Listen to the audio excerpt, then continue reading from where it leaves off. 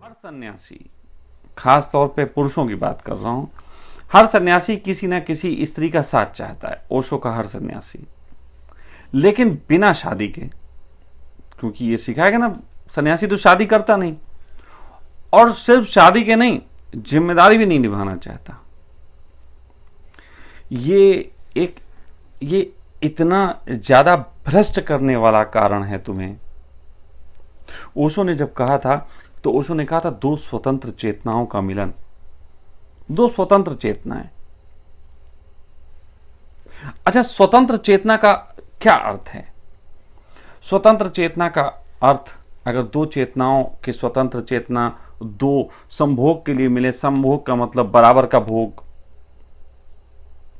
तो उसमें यह होता है कोई स्त्री भी उतनी गरिमावान हो, स्त्री भी कोई धन से संपन्न हो, समाज से डरती ना हो, किसी भी तरीके का उसके बाउंडेशन ना, और तुम्हारी भी वो स्थिति हो। अब ऐसा थोड़ी ना तुम उससे संबंध बनाने के लिए शिविरों में आओगे, संबंध बनाओगे, घर लेते जाते तुम्हें फटती है, या फिर वो लड़की संबंध बनाएगी, उसकी घर तुम्हें ले जाते हुए जो है उसकी हालत खराब होगी।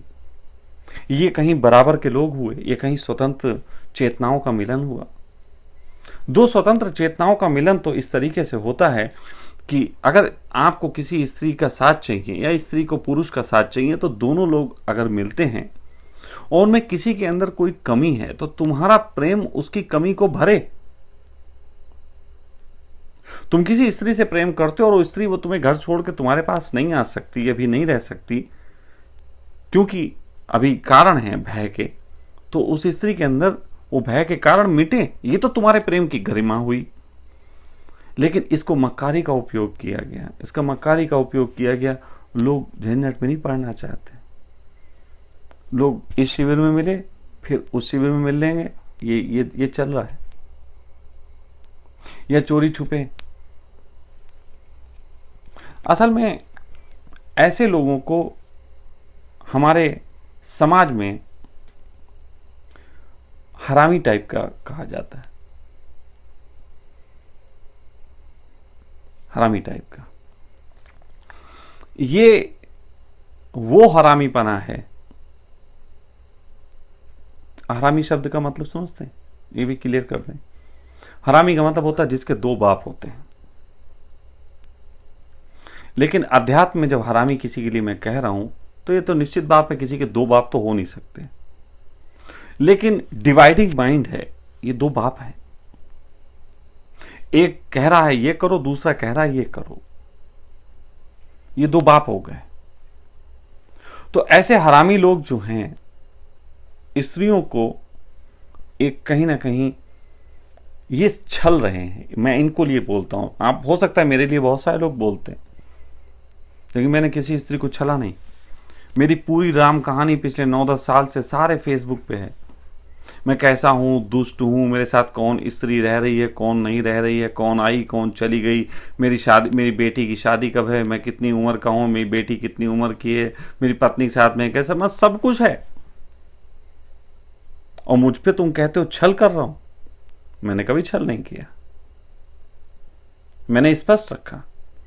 और उस स्पष्ट के बाद अगर कोई मेरे जीवन में आया तो मुझे कोई इनकार नहीं।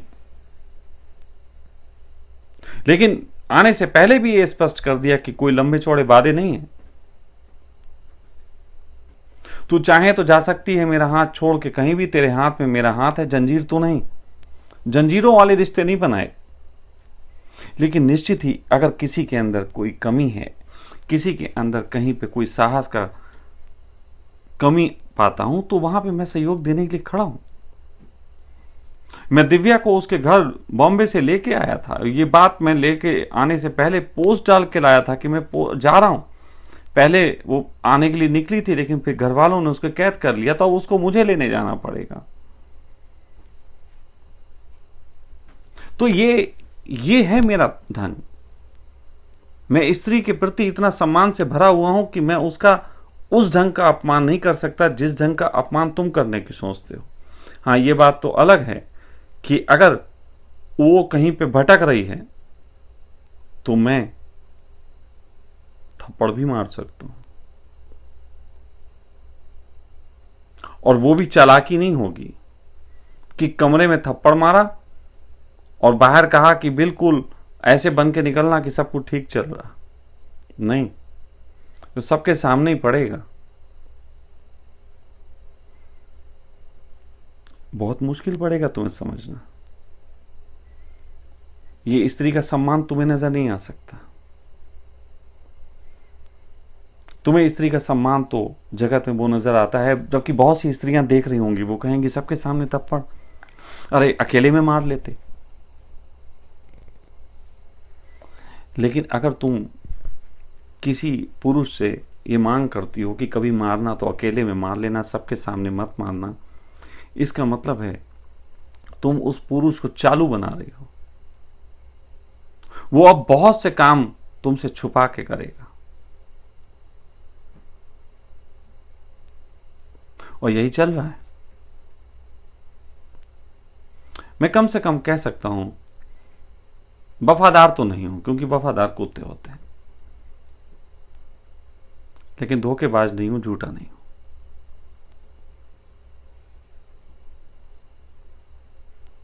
ये मेरा जीवन है। मैंने ओशो की देशना से सीखा कि स्त्री के साथ जो संबंध हैं वो बहुत गरिमापूर्ण होने चाहिए। गरिमापूर्ण का मतलब धोखेबाजी से मुक्त। मेरे बारे में बहुत सी ऐसी चीजें हैं जो इसमें कॉम्प्लेक्शन खड़ा कर सकती हैं। यहां बैठे जो लोग सुन रहे हैं उनको भी बहुत सी चीजें इसमें प्रश्न उठ सकते हैं, लेकिन उठे तो उसका जवाब मैं दूंगा। लेकिन सच बात तो यह है कि स्त्री को हर इंसान चाहता है कि उसके साथ हो। ये चाहना बिल्कुल गलत नहीं है, लेकिन मैं ये चाहता हूं कि दो लोग जब साथ जुड़ें तो एक दूसरे की चेतना को ऊंचाइयों पर ले जाने का काम करें। अगर कोई स्त्री ऐसी हो कि जिसको ऐसा पुरुष मिलता हो कि थोड़ा डरपोक हो, थोड़ा दब्बू हो, थोड़ा कहीं ना कहीं गिरा हुआ, तो मैं कहूँगा उस स्त्री का भी यही फर्ज है कि उस पुरुष को ऊंचाई पे ले जाने का काम करे। अपने आप बराबर के तल पे लाए, तब जाके संभोग संभव है।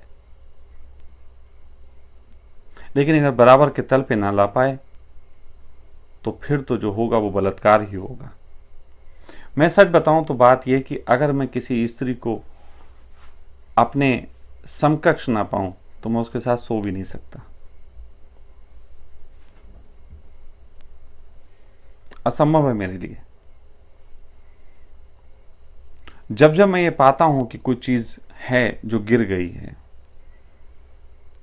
तो मैं उसके साथ हो नहीं पाता, कि मेरे लिए तो वो ये नहीं है कि वो पुरानी स्त्री थी अब नई स्त्री। मेरे लिए तो प्रतिपल चेंज हो रहा है। जो मेरे साथ कल था वो आज है। ये अगर वो सोचता है तो भूल करता है। आप मेरे साथ आज बात कर रहे हो, मैं आज आपसे ये बात कर रहा हूं, कल मैं दूसरा आदमी होऊंगा। हाँ, हो सकता है आप वही रहो, वो आपकी सोच है, मैं दूसरा हो जाऊंगा। तो स्त्री के साथ जो संबंध हैं, पुरुष के साथ स्त्री के जो संबंध हैं, वो यदि गरिमापूर्ण ना हो, सिर्फ एक दूसरे को भोग लेने के लिए हों, तो कभी भी तुम्हारी आध्यात्मिक यात्रा में किसी प्रकार का सहयोग नहीं हो सकते। और ओशो जगत में न जाने कितने सन्यासी सिर्फ स्त्री को भोग के छोड़ देने के लिए, न जाने कितनी स्त्रियां पुरुषों को भोग के छोड़ देने के लिए हैं। मैं उनसे कहूँगा कि उनको अपनी माला उतार के फेंक देनी चाहिए। आज इतना ही।